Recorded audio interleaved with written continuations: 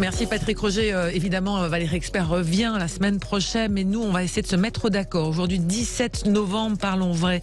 Vous nous appelez au 0826 300 300.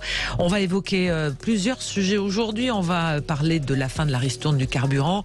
Est-ce que c'est une crainte d'un retour des gilets jaunes? En tous les cas, c'est ce que crée le gouvernement. Le drame de la chasse avec ce procès qui relance le débat. Faut-il mieux encadrer la pratique de la chasse? Un procès qui s'ouvre à Cahors ce matin. Le procès du chasseur qui avait tué accidentellement Morgan Keane, 25 ans. C'était en 2020 dans le Lot. Le directeur de la battue est également appelé à la barre. Le jeune homme avait été tué d'une balle en plein cœur dans son jardin. Et puis le mondial au Qatar. Arrêtons de politiser le sport. C'est le message passé par Emmanuel Macron. A-t-il raison ou non? Nous verrons ça avec nos 4 débatteurs que je salue. Pascal Bataille. Bonjour Pascal. Bonjour Christine. Animateur, producteur et chef d'entreprise. Jean-Claude Beaujour, bonjour. Bonjour Christine. Avocat, président du Forum transatlantique. Michel Thau, bonjour Michel. Bonjour. Fondateur du site d'information Opinion Internationale et fondateur d'Ensemble contre la peine de mort. Et avec nous également Régis de Castelnau. Bonjour Régis. Bonjour. Avocat, auteur du blog Vue du droit, auteur d'une justice politique aux éditions de l'Artilleur et membre de la rédaction de Front Populaire. Alors, les sujets, vous les connaissez, mais avant cela, on va commencer par le coup de gueule ou le coup de cœur de vous 4. Au hasard, Michel, un coup de cœur. Un coup de cœur, c'est presque une surprise parce qu'on nous dit tout le temps un peu le contraire dans le débat ambiant. Eh ben, les Français sont de retour dans les salles de cinéma. Il suffisait d'attendre peut-être. En octobre, on a retrouvé, même un peu mieux que octobre 2019. C'est un événement. On n'arrête pas de nous dire que les Français sont flemmards. Ça a été la une du Figaro Magazine samedi dernier, avec une très bonne enquête d'ailleurs de la Fondation Jean Jaurès qui montrait qu'il y a toute une économie de la flemme qui se met en place. C'est-à-dire que les gens restent chez eux, ils sont livrés à manger, ils regardent les plateformes que je ne vais pas citer mais que tout le monde connaît, plutôt que de sortir. Eh ben non, les Français sont de retour dans les salles de cinéma. Alors il y a quelques blockbusters qui ont contribué. Il y a 2 films américains, notamment je crois Black Panther, Le Retour qui marche très fort, mais il y a aussi Novembre, il y a Simone qui fait sur la vie de Simone Veil qui fait un très très bon score, mais voilà, je trouve que c'est une super nouvelle. Donc c'est pas un problème retrouvent de billet, les chemins des salles. Bah apparemment peut-être qu'on est enfin sorti de ce Covid long qui nous a un peu miné. Qui est allé au cinéma récemment? Moi aussi. Moi aussi. Non, pas moi. Moi, j'avoue que je vais au cinéma avec ma fille, mais je suis allé au cinéma. Mais non, mais moi, je suis dans ma grotte, moi. Je suis au fond de... Mais vous iriez au cinéma si vous aviez de quoi sortir de votre grotte, Régis? C'est possible. Je m'y suis remis, j'avais un peu arrêté, mais bon, il y a aussi une offre tellement importante. Ouais. Ça change vite, les cinémas. Ouais. En ligne, il y a une offre tellement importante en ligne avec de la qualité, et vous avez désormais des écrans qui sont magnifiques aussi. Donc, avec la haute définition, c'est pas facile de sortir de son. C'est donc pas un problème de prix de billet d'entrée du cinéma, visiblement, puisqu'on revient à une jauge. Si. Non, les places, je trouve, sont chères. Je pense que c'est devenu un produit, pas de luxe, mais c'est devenu un produit onéreux. Un livre de poche, ça coûte moins cher que d'aller voir un film. Bon, après, je pense que c'est... Peut-être, et je pense qu'on sort moins au cinéma qu'avant, je pense qu'on y va moins qu'avant, mais la réalité c'est que l'expérience à la fois collective, émotionnelle d'aller au cinéma, ça reste quand même quelque chose d'unique et qui est quand même c'est une autre expérience que de regarder devant un écran chez soi un film. Donc ça veut dire qu'on peut quand même se poser la question du prix de la place du billet pour les jeunes, pour faire venir les gens, on va dire les rendre... Oui, mais il y a déjà absolument... Il y a beaucoup d'aides, je vais souvent avec mes enfants et avec des amis des enfants que j'amène au passage.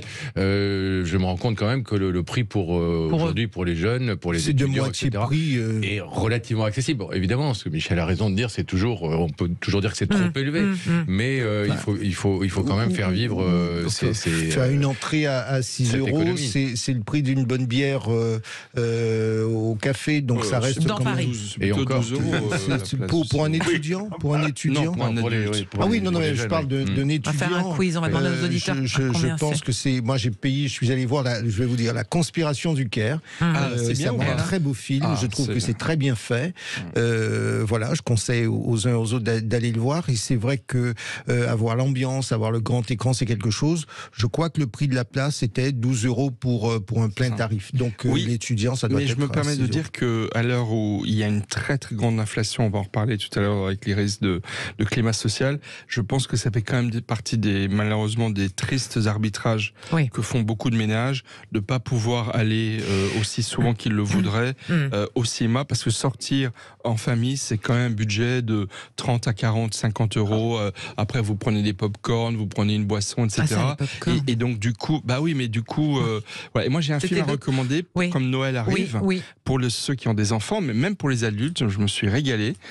Belle et Sébastien, la dernière version.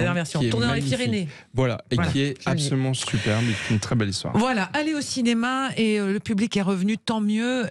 C'est toujours des beaux moments. Faudra quand même juste, si je peux ajouter un mot, Christine. Moi, je pense qu'il y a quand même un sujet qui est jamais, à mon sens, qui est jamais mis en avant, c'est celui de la trop grande profusion et production. Du fait que, de films, de l'offre, et du fait que aujourd'hui les financeurs du cinéma, et notamment les grandes chaînes de télévision qui doivent financer parce que ça fait partie de leurs obligations, financent un peu n'importe quoi. Il y a le meilleur, mais il y a aussi le pire, et on s'y retrouve pas de la même façon que quand on rentre dans une librairie aujourd'hui. On est absolument enseveli sous la montagne de parutions chaque semaine, et pour être un grand lecteur, moi j'ai parfois le vertige quand je rentre dans une librairie, et Dieu sait si j'aime ça pourtant. Voilà, il y a peut-être un problème du fait des obligations de financement, à ce que du coup tout et n'importe quoi soit financé, et que du coup le public ne s'y retrouve pas forcément non plus.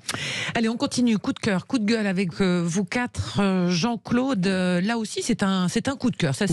J'ai un coup de cœur pour la semaine européenne en faveur du travail des personnes en situation de handicap qui s'ouvre cette semaine, et surtout d'un constat, d'un rapport qui a été fait par une grosse société, une importante société d'intérim dont je tairai le nom, et qui indique qu'en 3 ans, 50% des offres d'emploi sont plus attentives.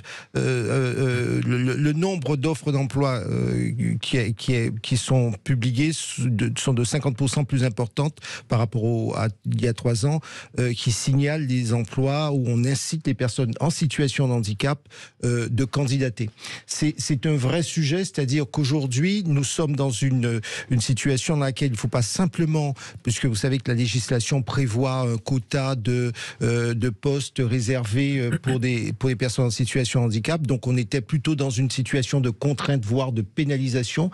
Et aujourd'hui, l'idée, c'est de faire en sorte que, à la fois les entreprises, les recruteurs incitent les personnes en situation de handicap à candidater, qu'elles leur offrent le meilleur qu'elles peuvent pour effectivement aider. Il faut savoir que qu'en France, nous avons 5 millions de personnes en situation de handicap. C'est énorme. Et que le premier intégrateur social, ça reste le travail. Je sais qu'on parlera des retraites, donc ça veut dire que le travail reste un élément intégrateur.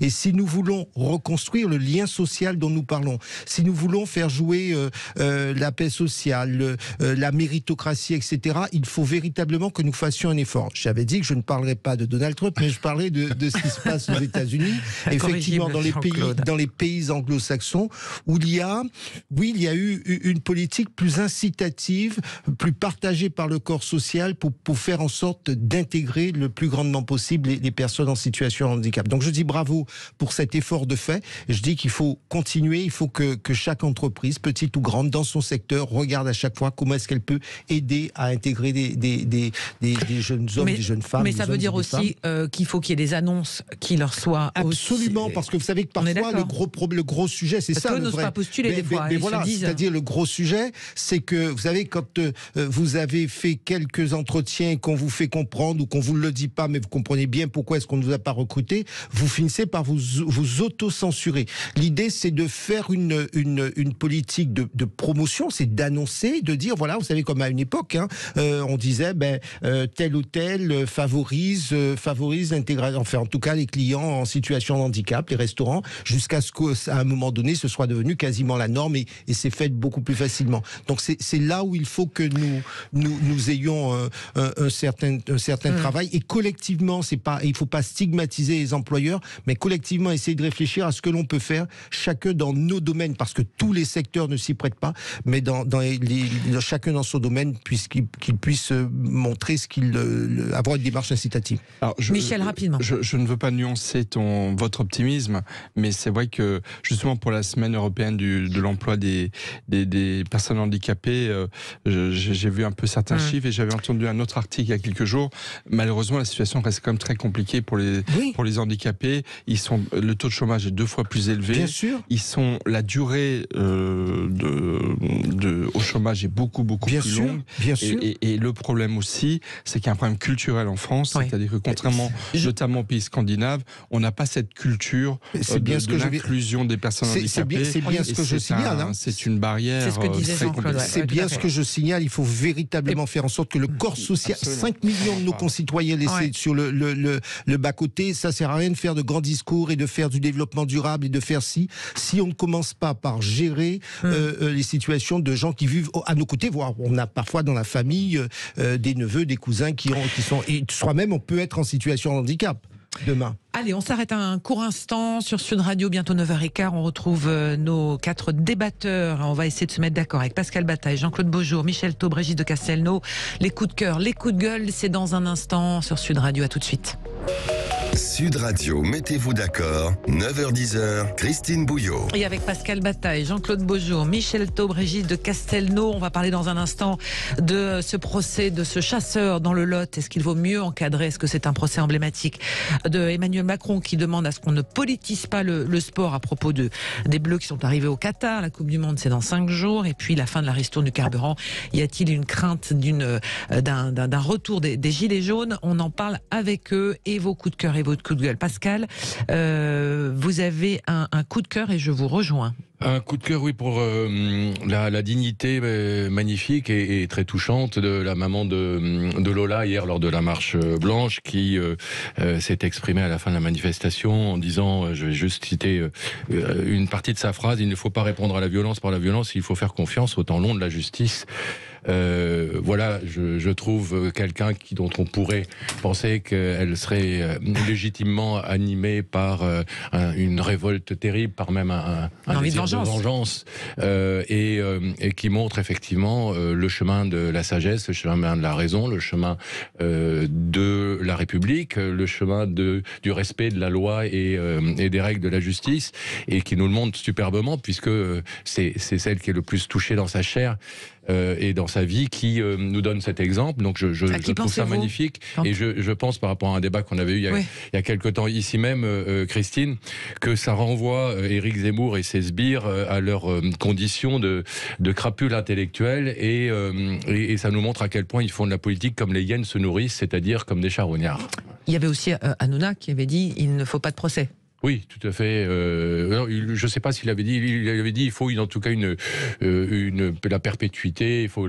Il avait donné la sentence avant même que le procès se tienne et avant même qu'on connaisse les motivations de la criminelle présumée. Moi, j'aimerais ajouter quelque chose qui, pour moi, que je suis particulièrement attaché.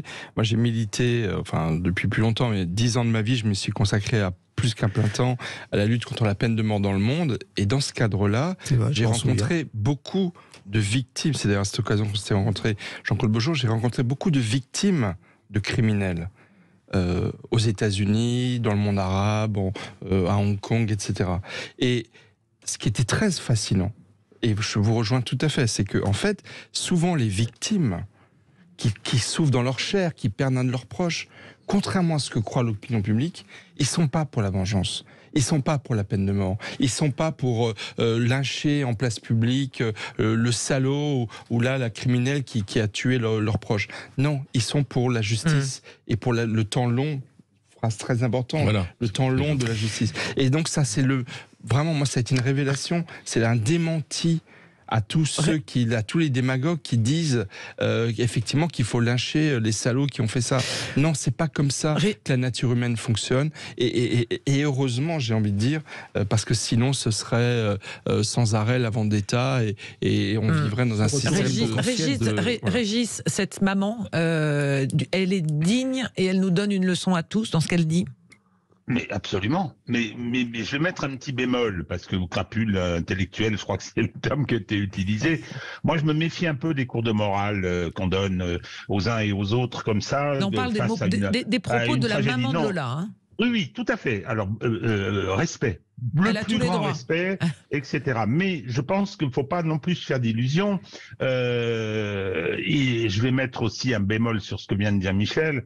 C'est que d'abord, je pense que ce qui s'est passé autour de cette affaire était un symptôme des tensions qui travaillent la société française et des problèmes posés par, qu'on le veuille ou non, la montée d'une forme d'insécurité et ce sentiment d'insécurité. Bon, le sentiment d'insécurité, il est respectable. Faudrait que M. Dupond-Moretti évite de faire ses sorties éructantes à l'Assemblée nationale pour le disqualifier.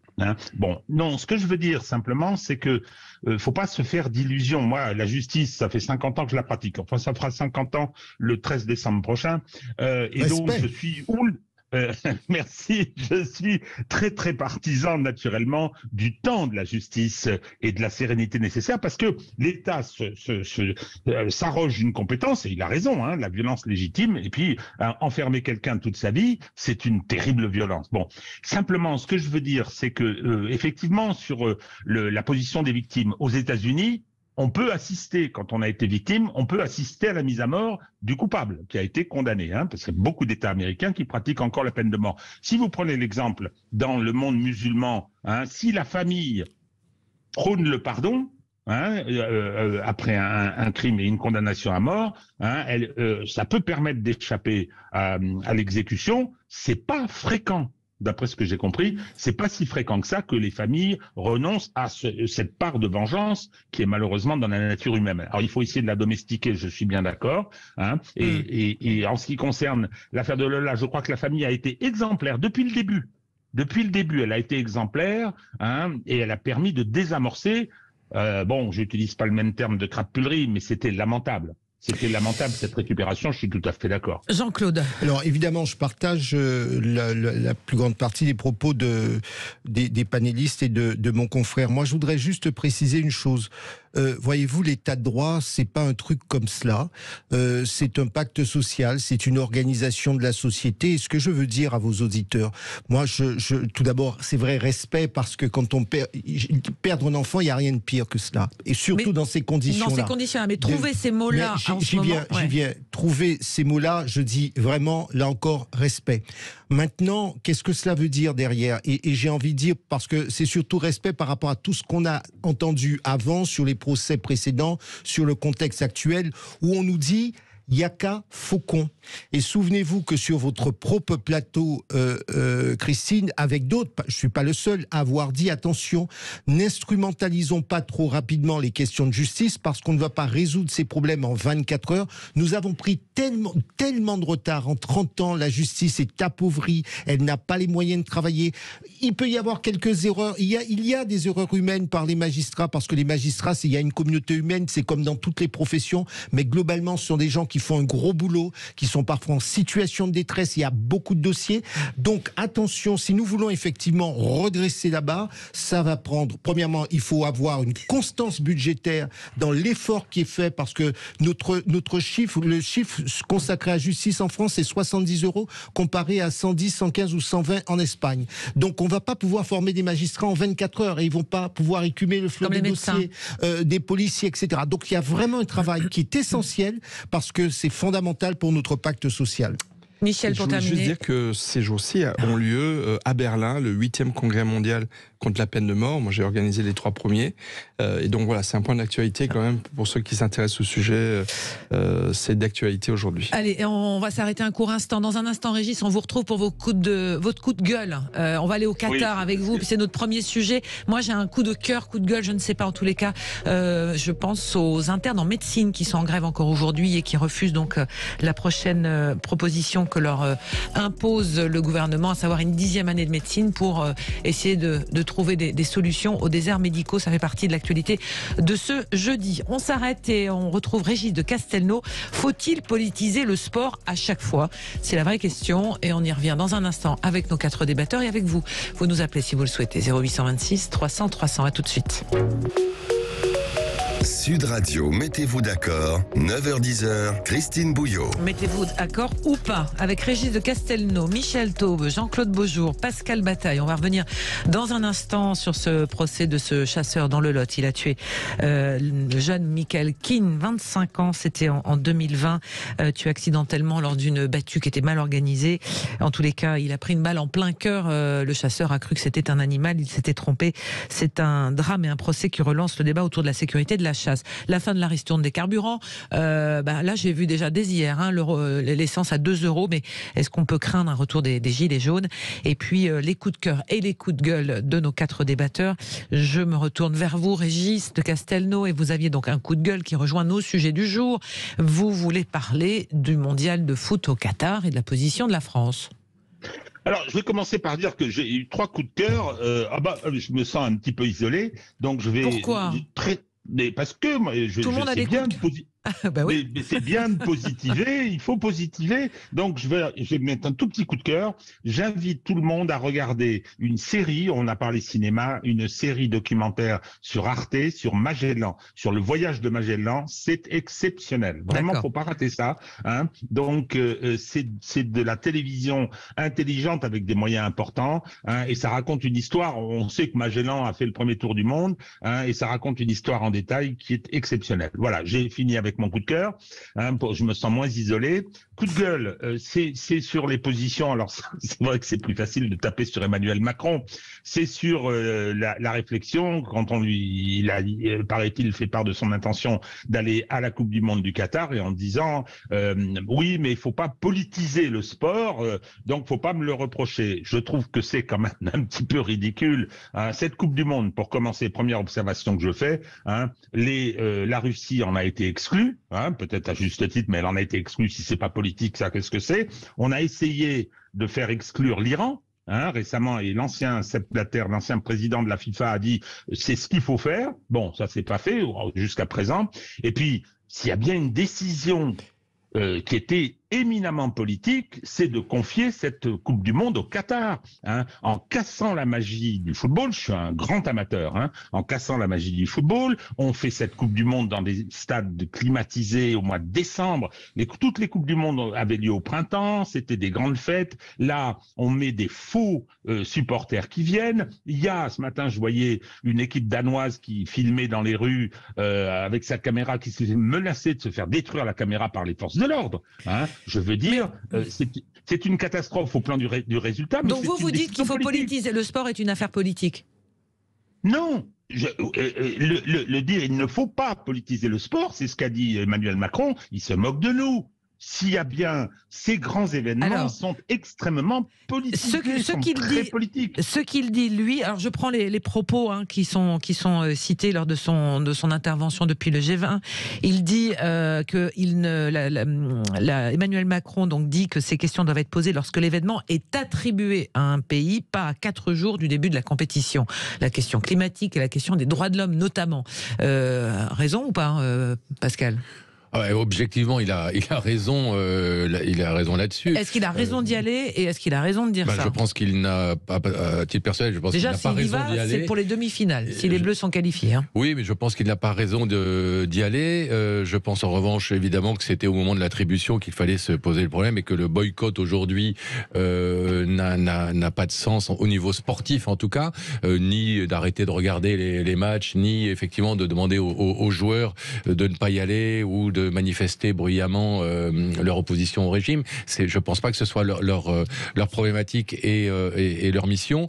En revanche, je pense que le président de la République pourrait s'abstenir effectivement d'aller au Qatar, mais en même temps, il pourrait aussi s'abstenir d'aller au match du Parc des Princes, du PSG, je veux dire au Parc des Princes, parce que on pose beaucoup le problème du mondial, mais j'ai pas beaucoup entendu remettre en cause le fait que le principal club français soit financé par ce pays depuis des années, et ça semble gêner personne. Et puis tout d'un coup, on s'offusque parce qu'il faut aller au Qatar. Mais quand le Qatar vient chez nous, c'est pas un problème. Quand il vient donner de l'argent chez nous, donc arrêtons aussi d'aller soutenir le PSG. Alors, on va faire et d'aller au Parc des Princes. Michel, moi, je pense qu'on est dans une impasse. Enfin, c'est pas qu'on est dans une impasse. Piégé. On est complètement piégé. Je pense effectivement que c'est 10 ans trop tard.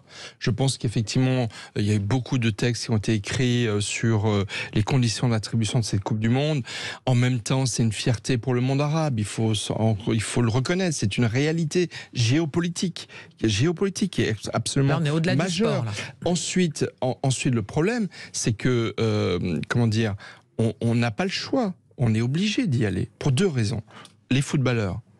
On ne va pas sanctionner, on ne va pas faire payer aux footballeurs. Alors qu'est-ce que vous pensez, Michel? Qu'est-ce que vous pensez tous les cas du fait que l'équipe de France a dit on fera faire quelque chose et finalement ils vont soutenir des associations, des ONG qui défendent les droits humains? Moi j'aurais préféré qu'ils portent effectivement un brassard. Moi à une époque, Harry Vatanen, il a fait le palais de Dakar avec le logo de mon association Ensemble contre la peine de mort, alors que tous les règlements le lui interdisaient. Donc si les footballeurs, si Mbappé disait moi je vais porter un brassard arc-en-ciel, personne ne va l'empêcher parce que tout le monde a besoin que Mbappé y joue. Donc moi je pense que là, du coup, les footballeurs, franchement, voilà. Mais en même temps, il faut que le spectacle ait lieu, il faut que le sport ait lieu. La trêve olympique, lorsqu'il y a les Jeux Olympiques, c'est un peu la même chose avec le foot, qui est la Coupe du Monde de foot, c'est l'événement planétaire. C'est 2 fois plus d'audience que les Jeux Olympiques. Donc on va pas sanctionner les footballeurs. Après, profitons de cet événement pour dire les choses. Et moi, ce que je regrette, il y a une chose que je regrette.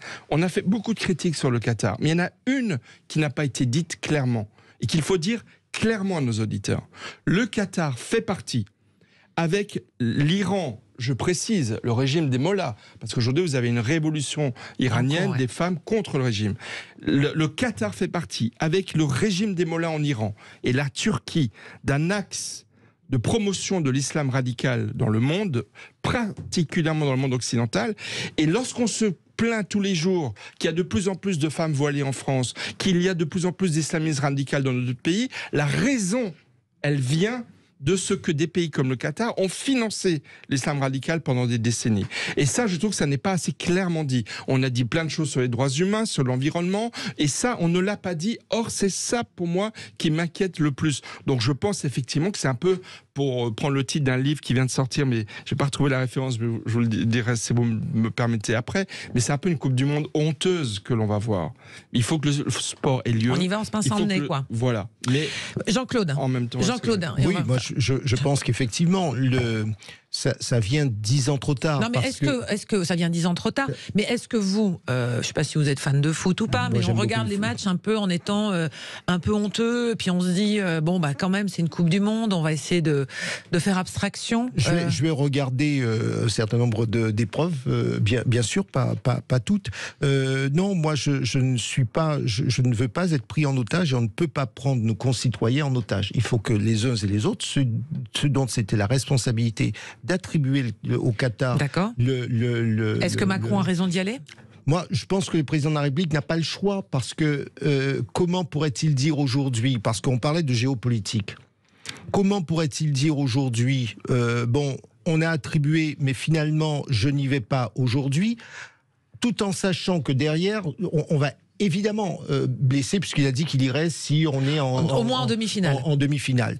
Tout en sachant qu'effectivement, si ça se fait, il va blesser nos...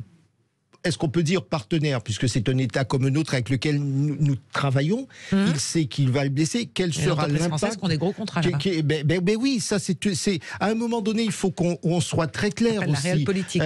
Oui, mais quand on dit réelle politique, il y a un côté, vous savez, il y a un côté méprisant et suspicieux, un peu comme si on pouvait avoir, que ça pouvait être tout blanc ou tout noir, parce que ceux-là même, là encore, ceux-là même qui vous disent, il faut pas attribuer, ce sont ceux-là même qui sont bien contents lorsqu'ils vendent au Qatar, lorsque nos entreprises vendent, lorsqu'on crée des jobs, lorsqu'on vend des avions, lorsqu'on vend du matériel. C'est tout cela, donc, à un moment donné, aux uns et aux autres, soit on dit qu'on boycotte ou on ne travaille pas avec un pays, et on dit à nos entreprises, y compris elles, qu'on ne travaille pas avec. Il faut qu'on aille jusqu'au bout du processus. Juste une précision, c'est que par le passé, il y a un certain nombre de boycotts qui n'ont pas... Souvenez-vous de Nicolas Sarkozy qui ne souhaitait pas aller en Chine en 2008 aux Jeux Olympiques, et finalement, je ne sais plus s'il y est allé, mais je crois qu'il y était allé. Le résultat n'était pas très concluant, donc j'ai envie de vous dire, moi je pense qu'il faut aller jusqu'au bout du processus, et deuxièmement, peut-être que c'est l'occasion pour le président Macron de faire avancer un certain nombre de dossiers, et je pense notamment à cette histoire d'islam radical, c'est l'occasion pour lui de faire entendre sa voix. Régis, on voit qu'on est partagé. Doit-il y aller ou pas? Je réponds à Michel sur l'attribution, sur le monde arabe, etc. Il y avait qu'à la donner au Maroc. Bien sûr. Ils ont été on est d'accord. Candidats. Et je dis ça pas seulement parce que je suis né là-bas. Je le dis ça aussi. Si, dites-le. Bon, voilà. Donc par affection pour ce pays. C'est du conflit d'intérêts. Exactement. Bon, la deuxième observation, c'est que mon cher confrère, c'est du business. Moi, j'ai bien entendu votre plaidoyer. J'ai pas dit que j'étais pour, j'ai exposé. Alors qu'on ne vienne pas nous raconter, c'est du business, faut vendre des avions, c'est pas ce que je dis. Sarkozy ne voulait pas aller en Chine aux Jeux Olympiques. C'est lui qui a fait attribuer ça au Qatar avec Platini. Tout le monde sait cette histoire. C'est une décision politique, financière, économique. Oui. Alors qu'on ne vienne pas, ça n'est que du business, et qu'on ne vienne pas me parler des grandes valeurs du sport. Régis, juste une précision. Je n'ai pas dit que j'étais favorable. J'ai dit allons jusqu'au bout du processus, et tous ceux qui disent, moi c'est ça que je vous dis, et j'ai pas de souci là-dessus. Allons jusqu'au bout du processus et ne stigmatisons pas simplement les joueurs de foot et puis la Coupe du Monde. À ce moment-là, on dit c'est tout ce qui va avec. C'est ça que je dis.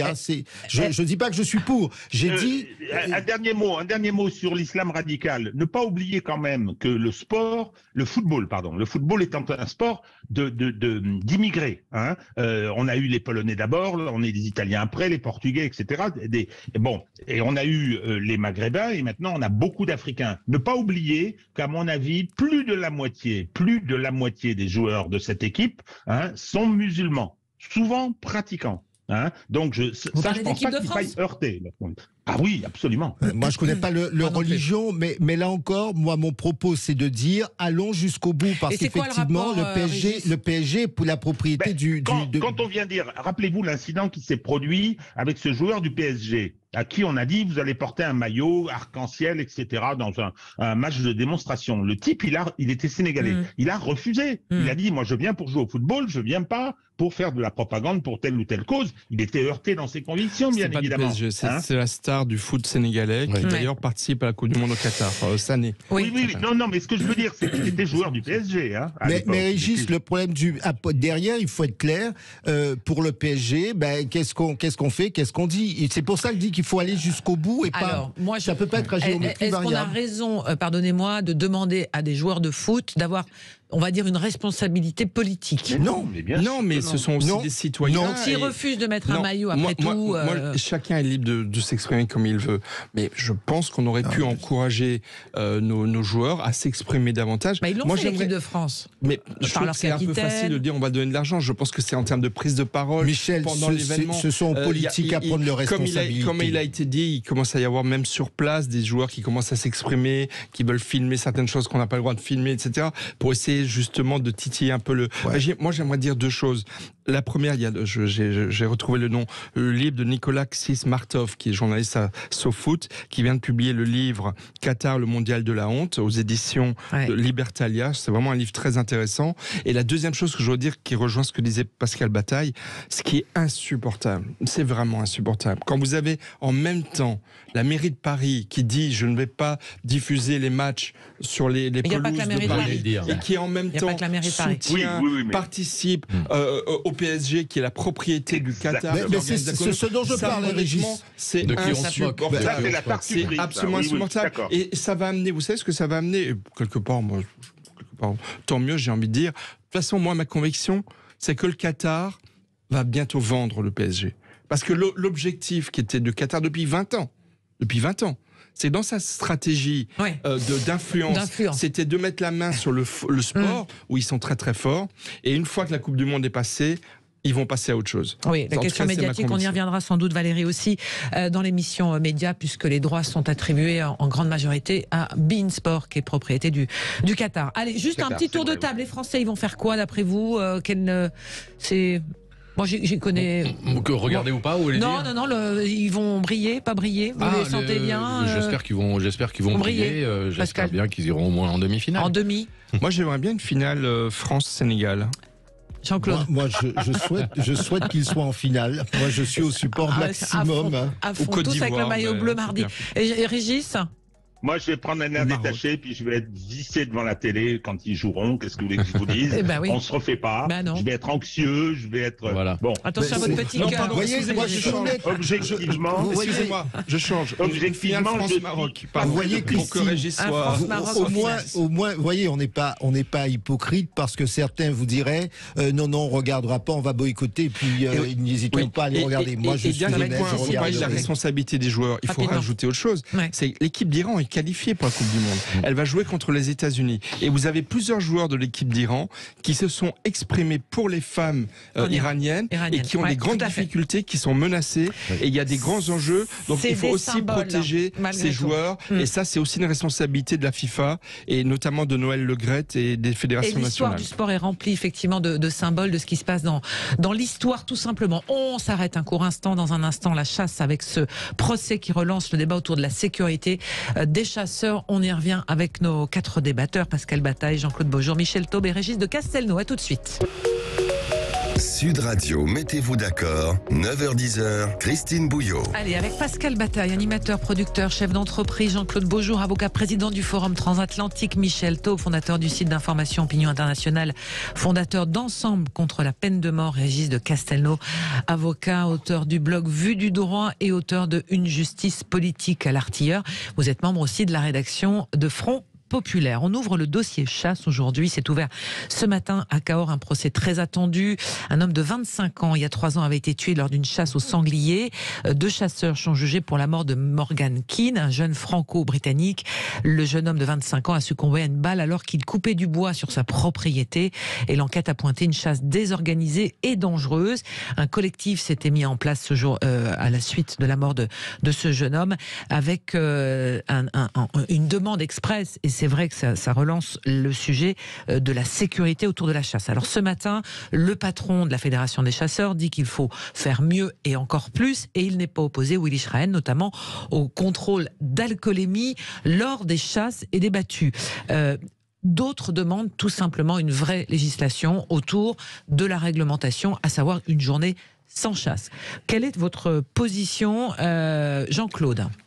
Écoutez, je ne suis tout d'abord, je ne suis pas, je ne suis pas chasseur, donc je n'ai pas de compétences techniques sur le sujet. J'y viens parce que j'ai ici ou là des amis chasseurs, d'autres qui sont contre la chasse, etc. Donc l'idée que je me fais les choses, c'est qu'on parle bien d'accidents. Et donc, je prends par comparaison un secteur que je connais le mieux, qui est le secteur aéronautique, où les exigences en matière de sécurité sont telles que le risque accidentel est limité au maximum. Si on regarde bien, je me permets cette comparaison, si on regarde bien le volume du transport aérien, et Dieu merci, le peu d'accidents, chaque fois qu'il y en a un, c'est toujours dramatique, mais si vous comparez au volume, c'est extrêmement faible. Pourquoi ? Parce qu'il y a des exigences de sécurité qui sont telles qu'il y a très peu d'accidents de ce type gravissime. Donc il me semble que le vrai sujet doit être comment est-ce qu'on organise, y compris autour des battues, une sécurité telle pour que ce type d'accident, parce que vous venez de dire que malheureusement, et je pense à la victime, était chez elle, être tué chez soi, ça n'est pas quelque chose de normal. C'est bien qu'à un moment donné, il y a un dispositif de sécurité, un dispositif réglementaire qui existe ou qui n'existe pas, qui n'a pas fonctionné. Et si ce dispositif réglementaire n'a pas fonctionné, comment faire en sorte qu'il le soit ? Et s'il a été défaillant ou s'il n'existait pas, eh bien effectivement, il faut organiser les choses pour qu'il y ait un maximum de sécurité. Alors 2 minutes chacun parce que l'heure tourne rapidement. Michel. Je vais même prendre moins que 2 minutes. Je pense que Jean-Claude a tout dit, c'est-à-dire que vraiment, on peut respecter, voire aimer une pratique ancestrale qui contribue d'ailleurs à l'équilibre qui est aussi, déjà très réglementée. Oui, mais qui ne l'est apparemment pas assez. Et je pense que plus il y aura de mesures de sécurité, et plus les chasseurs pourront chasser, j'ai envie de dire, librement. Donc plus que d'avoir une journée sans chasse, il vaut mieux, à mon avis, relever le niveau de sécurité. Moi, ce qui m'a choqué dans cette affaire, c'est quand même d'apprendre qu'un jour, le préfet du département... Pilote. Oui, c'était en fait période de confinement. Et un jour, il impose le confinement à la demande de l'État, et le lendemain, il autorise les chasseurs à les chasser. Ça, c'est quand même le signe, parce que c'était un moment de confinement, ça, c'est quand même le signe qu'il y a un pouvoir et un lobby de la chasse en France qui est extrêmement puissant. Bon, c'est comme ça, mais là, effectivement, sécurité, ça permettra de chasser d'autant mieux. Pascal, dans le sud-ouest, il y a vraiment beaucoup de chasseurs. Moi, je vis dans un pays où il y a beaucoup de chasseurs, et j'ai beaucoup d'amis chasseurs, même si je ne partage pas effectivement cette religion-là, mais je pense que la réglementation... on sait ce qu'il faut faire. Enfin, clairement, oui, il faut réglementer beaucoup plus. On accorde un permis de chasse, on accorde un permis de conduire après un certain nombre de preuves de savoir-faire. Le permis de chasse devrait déjà être un peu plus difficile à obtenir. Et alors, deuxième chose, oui, je voulais y venir. Je suis pas tout à fait d'accord avec Michel. Je pense pour vivre dans un pays vraiment où on doit côtoyer des chasseurs, je pense qu'il faut absolument instaurer un jour sans chasse, parce que c'est pas possible aujourd'hui de partager cet espace en même temps. Des familles, des joggeurs, des gens qui font du vélo, des gens qui se promènent pour ramasser des champignons. Ils sont aujourd'hui en danger, très clairement, régulièrement. Donc il faut instaurer un jour sans chasse dans la semaine, le dimanche, le samedi, j'en sais rien. Mais évidemment, le problème, c'est que les politiques n'auront certainement pas le courage d'aller jusque-là, parce que le lobby des chasseurs est infiniment puissant. Régis. Eh ben justement, je crois que on revient à la politique. Toujours. Le sport est politique, tout est politique. Et politique. Bon, moi, je ne suis absolument pas chasseur, mais quand j'étais jeune, j'allais avec mon grand-père, etc. J'aimais beaucoup ça. Et puis bon, les choses ont changé. Je voudrais juste parler du rapport aux animaux qu'on a aujourd'hui, qui fait que je pense qu'il y a un refus de la population sur le terrain. Il y a les chasseurs qui sont un lobby très puissant, c'est tout à fait exact. Mais dans la population, le fait de tuer les animaux, regardez, on est dans une évolution du rapport. Et donc là, je pense que cette contradiction, elle va devenir difficile. Juste un petit exemple, mais c'est absolument pas transposable. Vous avez une chaîne de télévision dont je recommande également la vision, qui est consacrée à la pêche. Et on voit, c'est le no-killing, on ne tue plus les poissons. Et il y a des passionnés par centaines qui vont aux quatre coins du monde, etc. Et il y a un rapport à l'animal qui a complètement changé. C'est pas possible pour la chasse, je comprends bien. Mais on peut faire une digression. Alors, vous parlez de ça, mais hier, par exemple, en commission des lois, la position de l'Assemblée sur la corrida, on n'est pas encore tout à fait là, puisque pour l'instant, personne ne veut bouger là-dessus, Régis. Oui, absolument, parce qu'il y a un problème de gap culturel, il y a des traditions, il y a une histoire, il y a un sentiment identitaire de dépossession, si on réglemente ou si on interdit, c'est pas facile. Mais je pense que la chasse, elle en est là aussi. C'est-à-dire que l'opinion publique très émue quand il y a des accidents de cette nature, c'est aussi parce que le fait de tuer, soyons clairs, relativement gratuitement les animaux, on les mange plus. Plus personne ne fait cette cuisine-là quasiment. Aussi, quand même, Régis. Ah si, là le standard va exploser si vous dites qu'on mange pas le gibier qu'on tue. Vous savez, je veux dire, vous avez déjà goûté du sanglier, je pense, même du gros gibier. Sanglier, c'est pas bon. Donc, et puis il y a du bon pâté de sanglier. C'est toute une tradition. Moi, je suis bon. Si. Non, mais c'est vrai qu'il y a effectivement. Enfin, en tous les cas, Emmanuel Macron ne touchera pas au lobby de la chasse d'ici la fin de son quinquennat. Vous voyez, par exemple, au lobby, parce que c'est quand même un électorat qui caresse dans le sens. Non, mais il y a des électorats partout. C'est là où, effectivement, moi, ça ne me choque pas que des gens qui appartiennent à une communauté d'action, etc. Parce que le mot lobby, il y a quand même une connotation très négative et qui peut stigmatiser. Il vaut mieux les appeler les chasseurs parce que vous avez les médecins, vous avez dans toutes les professions et toutes les activités des gens qui agissent pour leurs intérêts, ça ne me choque pas. En revanche, là où je comprends parfaitement le propos de Régis, c'est de dire que on est dans une évolution de la société qui fait que à terme, peut-être que c'est une pratique qui va régresser. C'est comme le débat sur les corridas. Ouais. qui arrive la semaine prochaine à l'Assemblée nationale, qui a déjà commencé d'ailleurs aussi, où chacun a posé ses banderilles, j'oserais dire. Merci beaucoup à tous les quatre. Pascal Bataille, Jean-Claude Beaujour, Michel Taubrégy de Castelnau. On s'est presque mis d'accord sur presque tout. On se retrouve demain avec un autre débat. Et dans un instant, la partie média. On va recevoir la coach vocale de la Starac. On va donner de la voix et de la musique. Merci à tous les quatre. Merci à vous et à très bientôt. À bientôt. Au revoir. Au revoir.